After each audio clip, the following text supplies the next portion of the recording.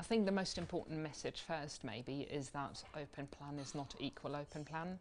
So we tend to just throw all sorts of different things into one pot, label it as open plan, and then there's all of these studies coming out of researchers saying this open plan doesn't do this open plan is good for that, this maybe doesn't work in the way.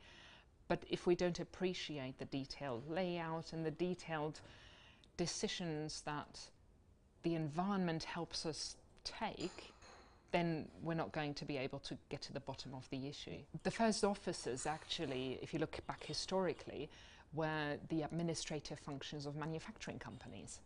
So you had big manufacturers, they had their factories, and then the administrative function grew, and so it was an addendum to the factory.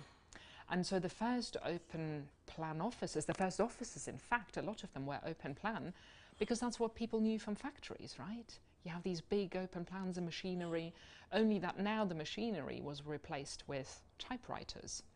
And you had big open plan environments, and they were all about control.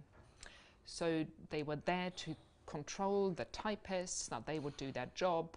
You would have their supervisors right next to them, and then also the management, so the supervisors of the supervisors, which again is very similar to factory life. You have a foreman and then a manager, and there's this chain of supervision.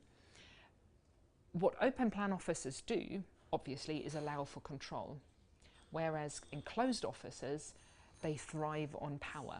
So there's status built into those partitioned places, who gets the best one, who gets the corner office, who has the largest one, who can tuck themselves away the most, who has the leather armchair. So there's all sorts of power relations built into offices, and the way that that power expresses itself, either through status or through control, I think are the two ways that you could think about it.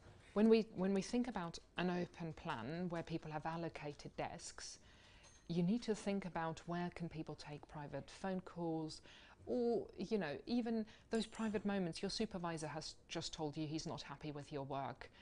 You know, what do you do with yourself? And where do you go?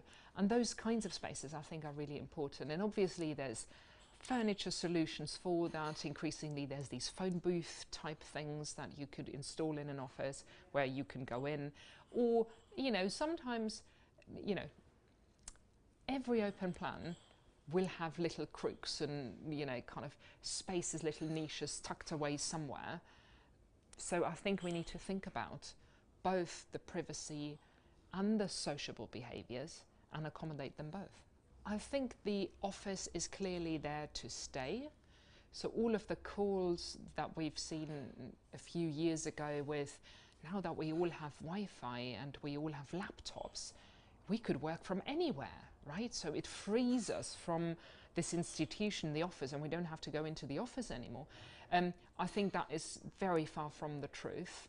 And you could see that quite clearly in the big cathedrals for interaction that the technology companies are building. So if you look into the Silicon Valley, every technology company who are working on technologies to free us from space, they are actually celebrating space. You know, building those big, massive offices with everything included, you know, gyms and restaurants and all sorts of amenities and facilities. So I think the office is there to stay. I think what I would hope is that we would get much more clever about what kind of office will fit what kind of work. I love conferences as a format, you know, for people to exchange ideas, and the coffee breaks is the most important thing, obviously, you know, where, you know, you can stand and chat. But of course, you know, listening to what people have to say across the industry is very exciting.